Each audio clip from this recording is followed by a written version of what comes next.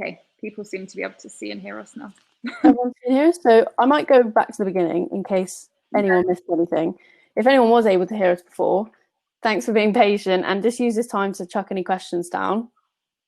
Cool. So for anyone who couldn't hear us, yeah, thanks for sticking with us. This is the first one we've done of these, but yeah, anyway, things should be smooth from here on out. So yeah, we're here today to talk about Instagram and how you can use Instagram to benefit your career, whether you're a model or whether you work in the creative industries in general. So my name's Imi and I work in design and marketing at Contact, and I started my career as a social media manager, and that's kind of how I've followed this route. Laura, do you want to introduce yourself? Yeah, so I'm Laura. I'm the marketing and communications manager at Contact, and I'm also a model, and I've got a background in fashion PR and influencer marketing. Cool. So we're going to cover a range of topics today, things like algorithms, engagement, metrics, and then the basics, curation, social networking, and some tools that you can use. And really importantly, at the end, we're going to be doing a Q&A, and you should have a chat section, and please just chuck any questions in there. We're going to be answering as many as possible, anything surrounding social media, specifically Instagram, even other platforms, just how you can use them to help you. We'll be sure to answer as many as we can. So our kind of ethos and the reason that we're doing this is because we believe that if you understand the basics of Instagram, then you can take your strategy to the next level and grow your presence on the platform. And we believe it's simple, so we really just want to break it down for you and kind of help you understand it. And one of the main things really is algorithms. And algorithms are deemed to be quite complicated. When people speak about algorithms, people say, oh, don't really understand them. But really, it's super simple. An algorithm is kind of a set of signals that a platform uses to, well, specifically Instagram, to arrange the posts on the feed. So the algorithm determines how and when, and even if, one of your followers is going to see your post. And not just your followers, but every kind of user on Instagram. So something to know about the algorithm is that it's constantly changing. So a really good approach to take is just to be adaptable, whether that's responding to like the trends that are happening on Instagram. So if you see content doing really well, trying to integrate that into your strategy, or whether it's just like hearing that some things are being more successful than others and trying to kind of pivot to your focus towards them. The algorithm really changes all the time. And it often happens in these like little micro changes that Instagram as a platform makes as their platform itself changes. So recently Instagram Shop has been introduced, and that will no doubt bring changes also to the algorithm. So it's about being adaptable and also trying to be aware of kind of what is currently happening. So one of the first things to look at really, and kind of the driving force, is engagement. And engagement is literally a measure of how engaged your audience is with your content. And it's a really good thing to look out for, because you don't want your content to kind of be sitting there static on the platform. You want people to actively engage with it. So we're going to break down some of the ways that you can measure it and things to look out for. So some of the first metrics are things that Instagram uses to help you measure how successful your content is. So something like reach is the number of unique views that a post or story has. And the thing that's really good about reach is the word unique, because it allows you to measure individual unique views. So if one person views your story 10 times, that reach is just going to count as one. And so it gives you a very honest look at how many people are seeing your content, not how many times it's being seen. And then if you move over to impressions, that's where you get to see most likely a much larger number of how many times your content is being seen. And that doesn't kind of restrict it to, just one person counting as one view. It's this whole number, which can be really useful if you're trying to build awareness. So if you're a photographer, for example, and you just really want to get your work in front of as many people as possible, as many times as possible, so that your name and your work sticks in their mind, impressions is a really good way to measure that. So it's often used by brands for things like brand awareness campaigns. And profile visits is a really good measure too. And this is kind of one step further, it's not just someone seeing your post or your piece of content, but it's them taking an action because of seeing it. So moving from seeing it on their feed or their story and then clicking to visit your profile. And if you're wanting to build your followers, looking at profile visits is something really good, because it means that the content you're putting out is driving enough interest to get them to leave that piece of content, leave their feed, and move on to your profile specifically, where they're going to have the option to follow you. And website clicks is also something really good. This is simply it's in the title. You can see how many click on the website in your bio, but this can also be used as a great measure depending on what you're trying to improve on. As a model, if you're signed with Contact or on the Contact platform, you can put your profile on your in your website link, and it's a really easy and quick way for clients to book you for jobs. And you can put really simple call to actions in your post saying, book me on Contact, and your link will be there on your profile. But similarly, like if you're working in another area of the creative industries, maybe you're an illustrator and you're offering some new services and they're on your website, you can put your website link there. And when you see how many people are clicking on your website, that's kind of an indicator of, okay, so I've got this many followers, this many people are seeing my post, they're then clicking on my profile, and they're then clicking on my website link. And you can see what posts drive that. So there will be some posts where people don't go and click on your website from it. And then you can kind of engage that, okay, so these people are less engaged with this content and it's not going to drive me work. And so you can then kind of pivot your strategy more towards the posts that really are driving profile visits and website clicks.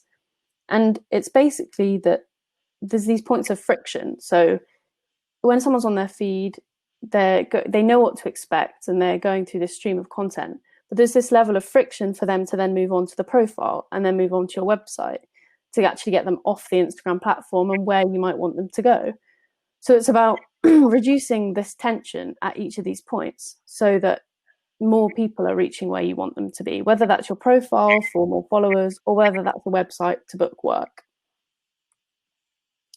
And a good way, like on a basic level, to see kind of how successful each post might be is to look at metrics that are, visibly there for you, like likes, comments, saves, and views.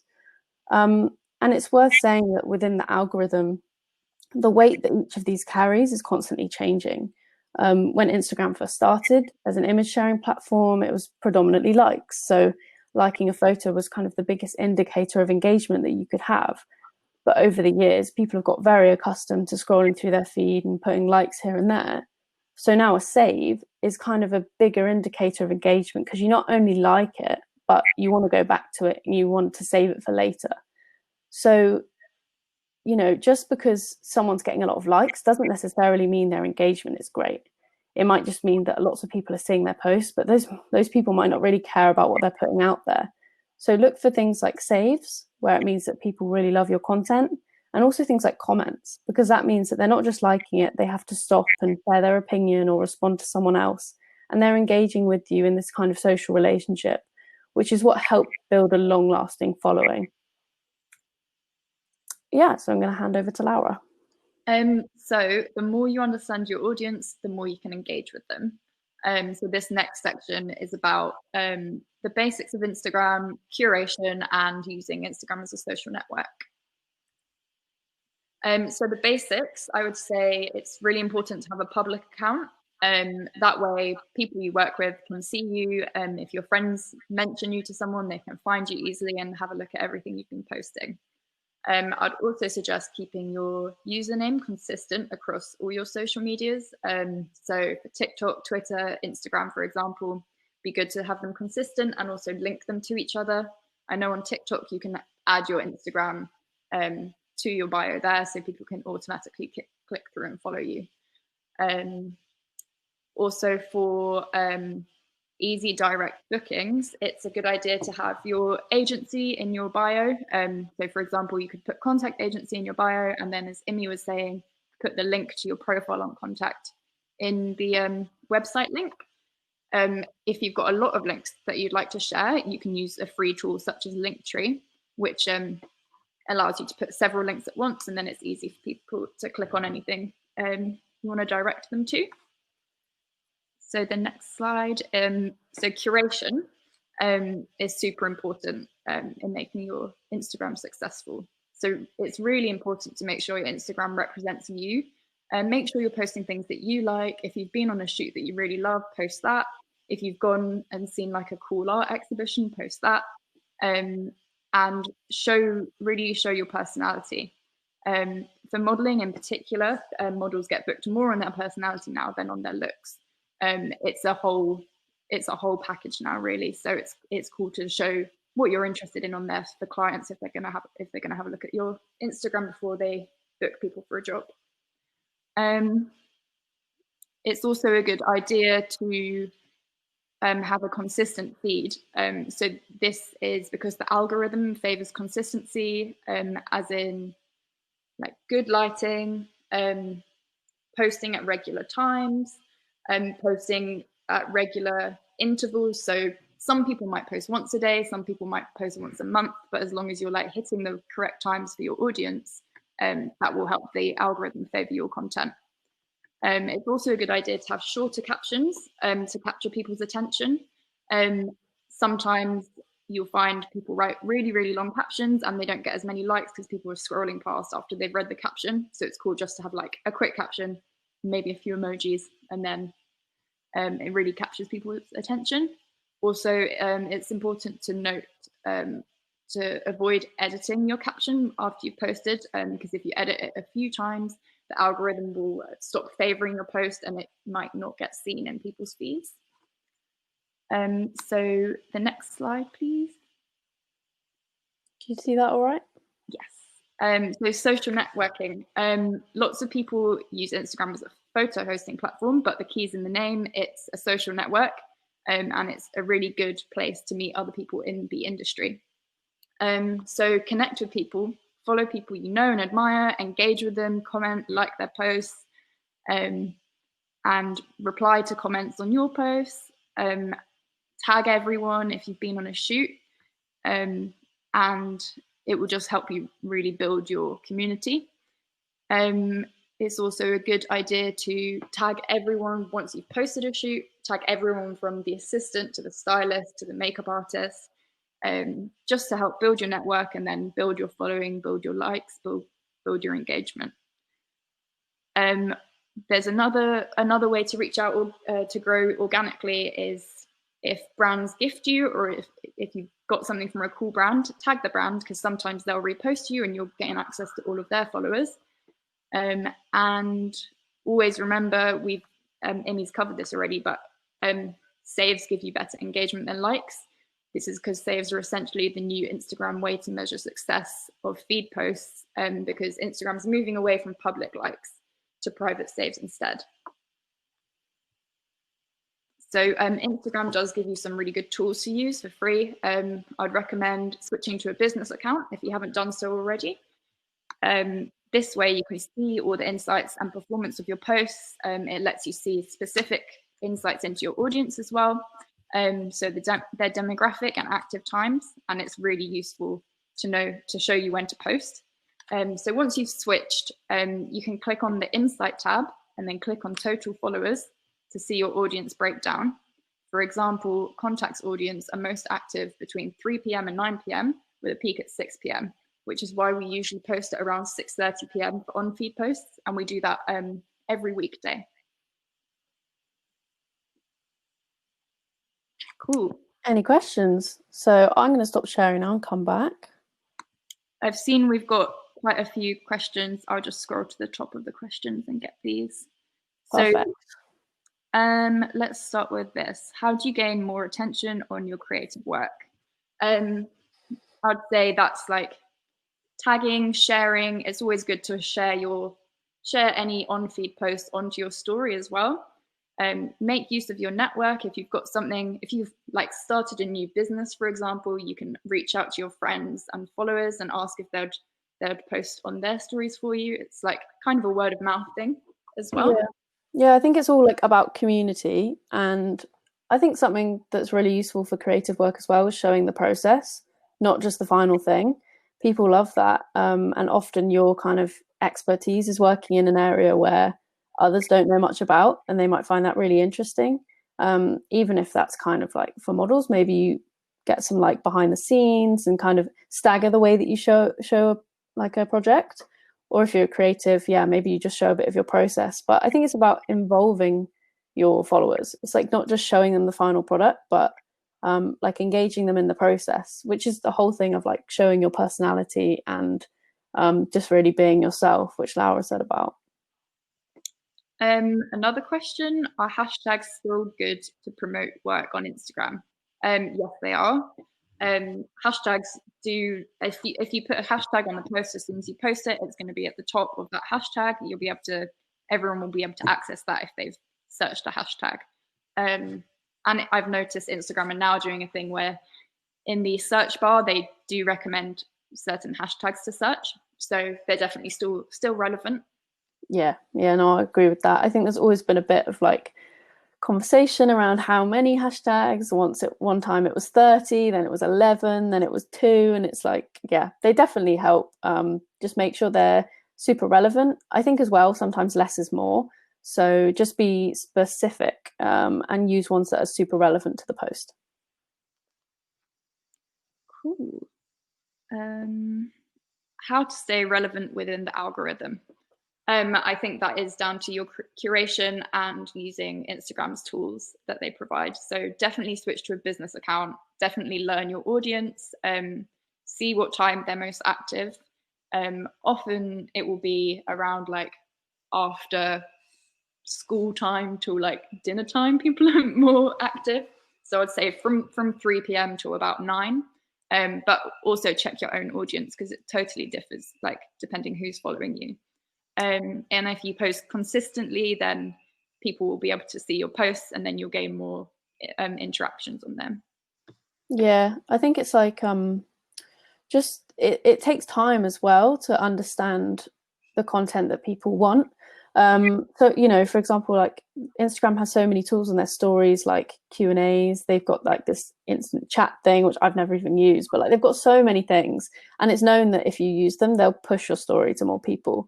But like you might do a Q&A one week when you first begin kind of really pushing your strategy, and you might get a couple answers, but don't feel disheartened if it takes time. It's about building a community, essentially. Like Laura was saying, it's a social networking platform. So grow those conversations over time, because you'll notice like the people that respond in a Q&A will then start commenting on your posts, which will then drive your engagement. So it's patience really, and building it up.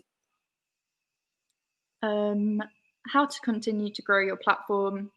Yeah, it's basically down to organically, when you meet someone at a shoot, get talking to them, ask what their Instagram is. Often people will be very happy to share their Instagram with you and then follow you back. And just keep consistently posting things you like, posting, really showing your personality, and people like start following you and joining part of the community.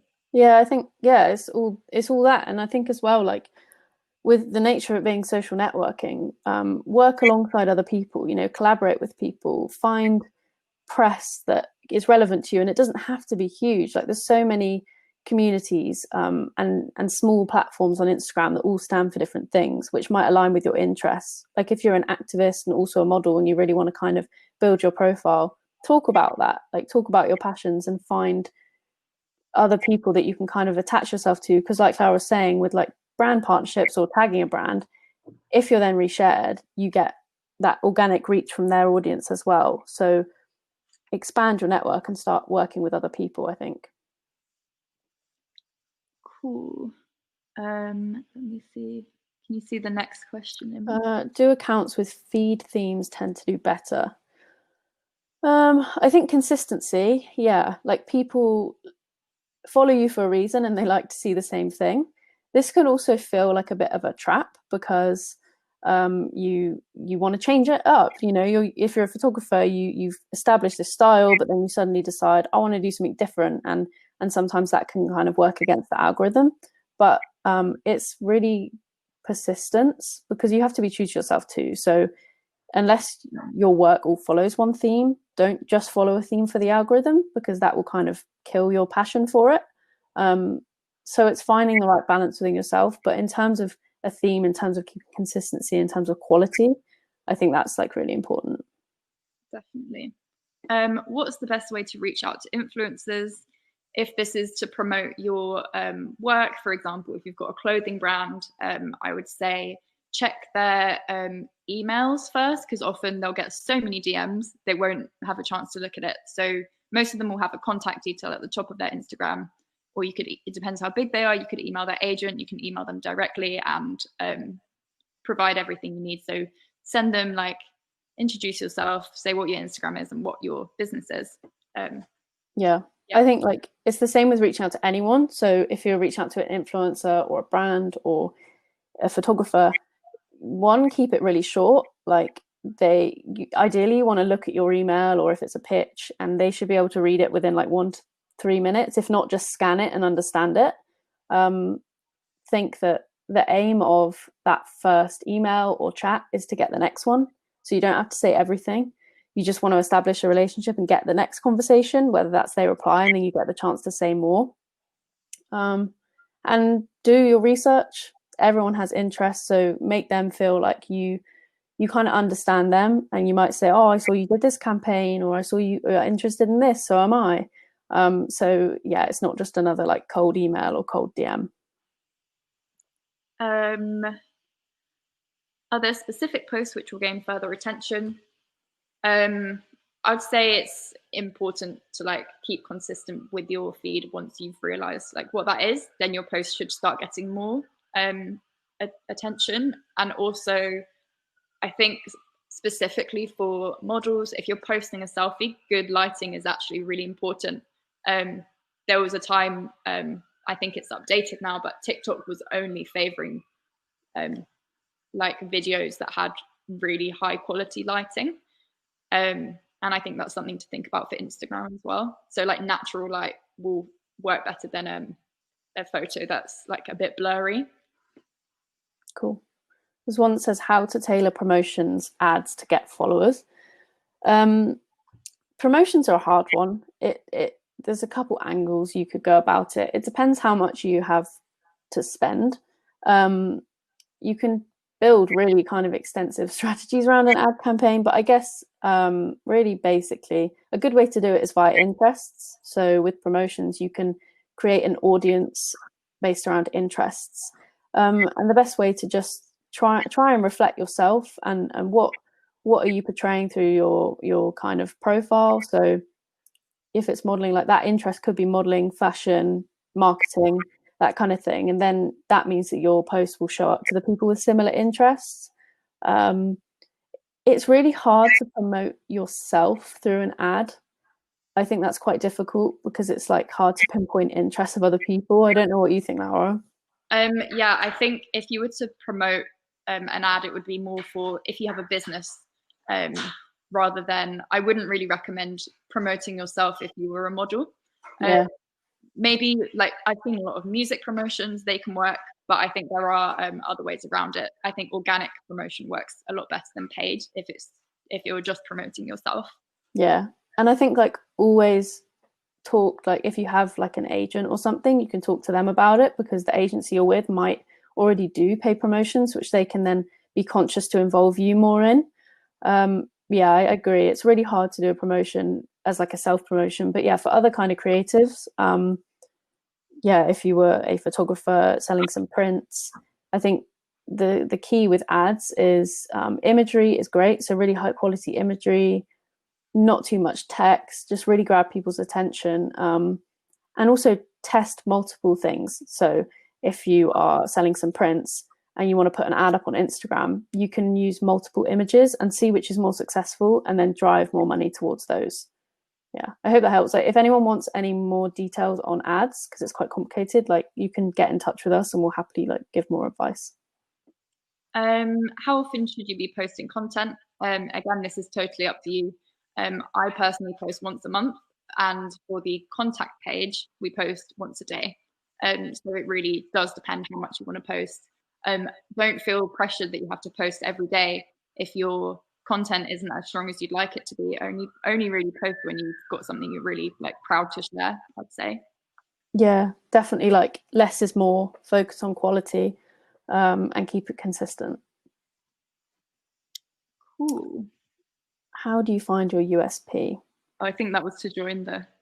Oh, is it? Or is it I can't tell if it's USP in terms of unique seller point, whatever that is. Go for it. I'll go for it anyway, and then if it's relevant, you're welcome. Be yourself.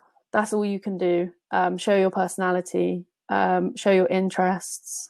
That's your unique seller point. If you're a model, because you're a person.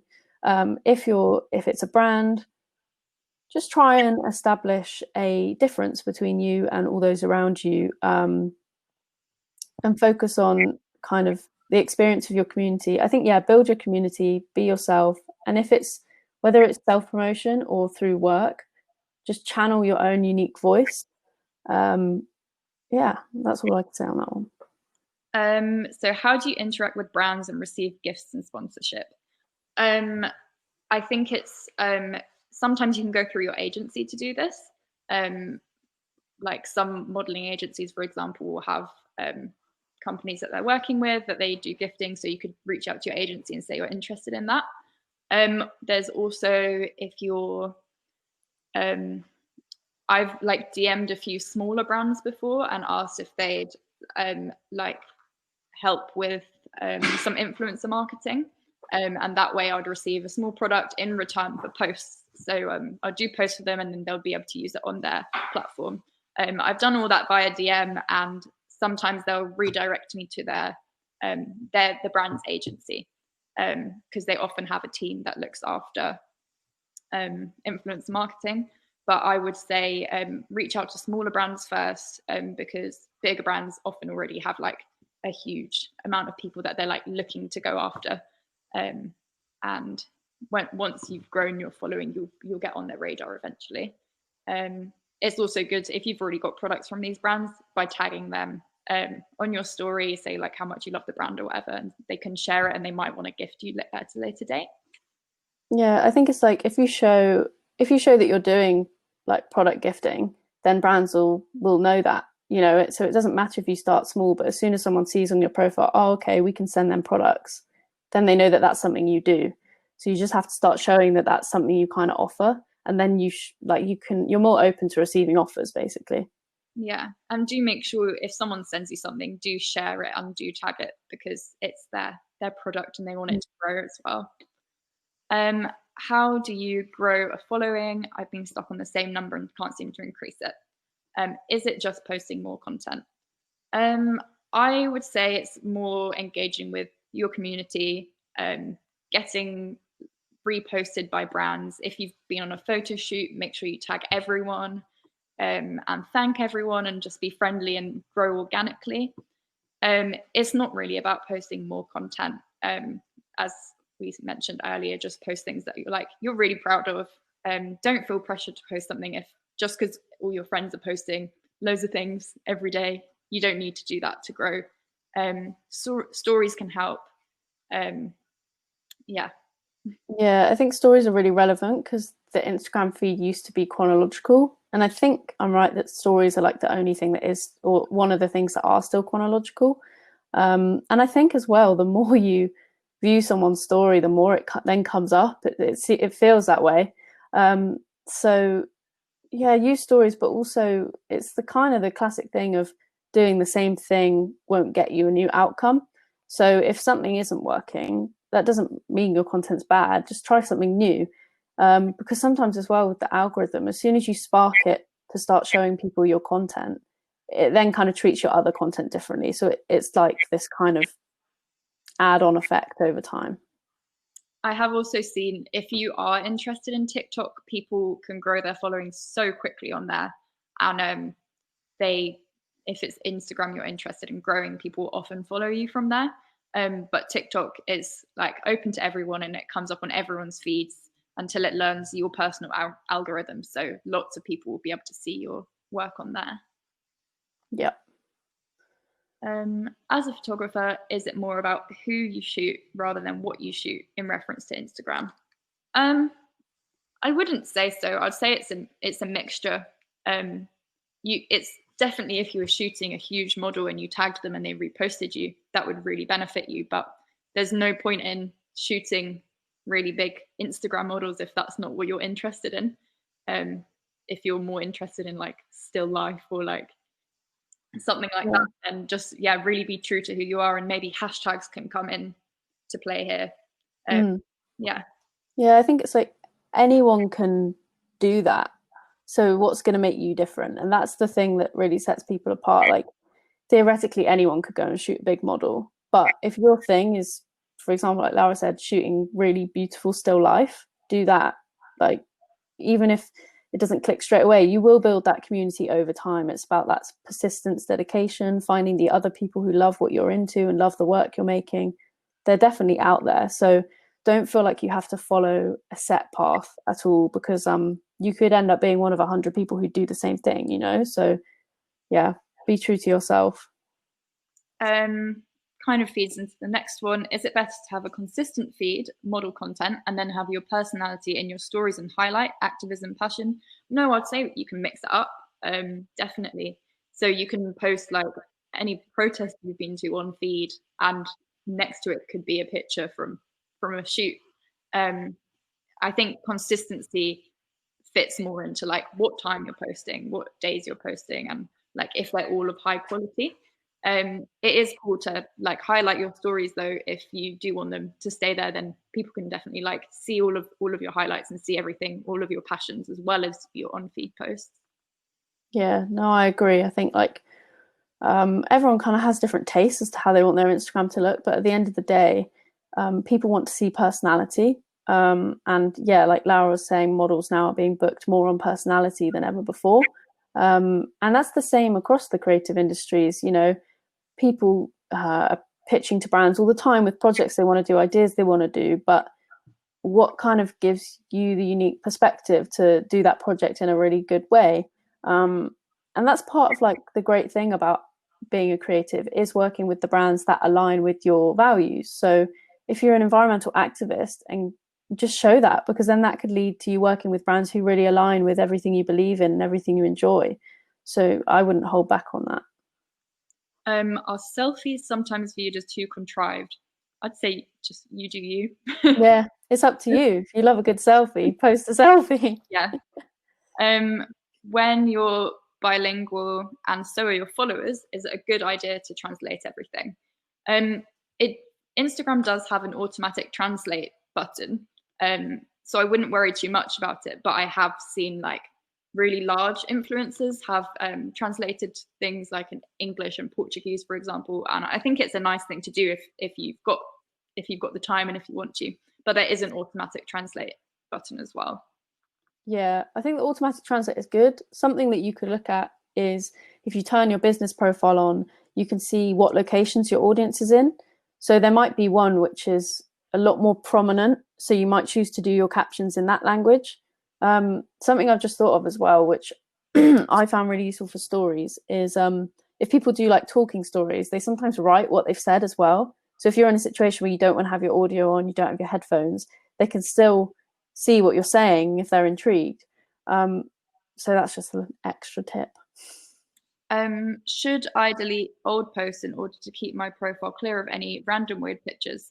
It's totally up to you. I personally did do that when I started modeling. I just archived my posts because I didn't want to delete them completely. So once you archive something, you can actually bring it back if you want. But I just deleted like posts of me from like 7 years ago that I didn't feel that relevant anymore. But yeah, it's really up to you.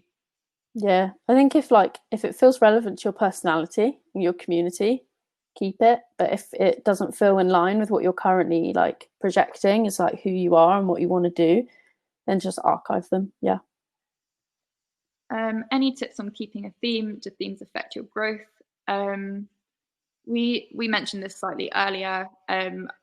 It totally depends. If your theme is something that you think you'll be able to do like for a long time, if it's really true to you, then I say go for it. And then it should come kind of naturally if that's something that you really want to do. Do themes affect your growth? I think it's, yeah, again, consistency is really key. But if you've got a theme and you're not totally dedicated to it, it might affect your growth like by not growing.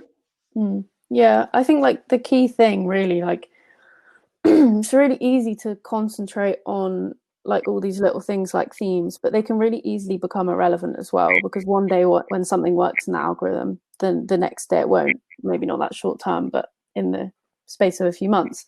So it's probably better to just concentrate on really good content. So ask yourself, this story I'm putting out, or this feed post, or this reel, or there's this new thing I found yesterday called guides on Instagram, which is like this editorial feed.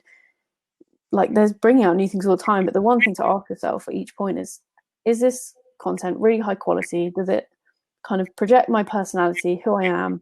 If like my dream brand saw it, would they like align with me?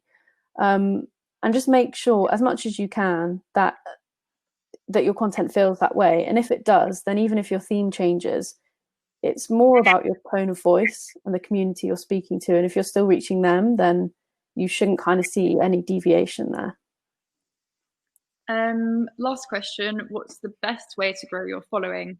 Yeah, I think organic networking with people, tagging people, tagging brands, sharing other people's things. They'll probably share yours in return. Yeah. Yeah, I think there's no like one magic answer, unfortunately. I wish there was, but yeah, everything we've kind of touched upon. Yeah, I think Laura, you said it all. Cool. Thanks everyone for joining us. Yeah, thanks for all the questions as well. That was awesome. We'll send you all a recording in case you want to go over anything, and we should have that within the next day. Yeah, yep. Thank you. Hope that was Thanks very much. And we're going to be doing more of these in the future as well, on different subjects, all about like modeling and the creative industry. So keep your eyes open, especially on the new Contact XYZ Instagram. And we'll be kind of marketing them there. Thanks so much for joining, guys. Thank you. Thank you. Bye.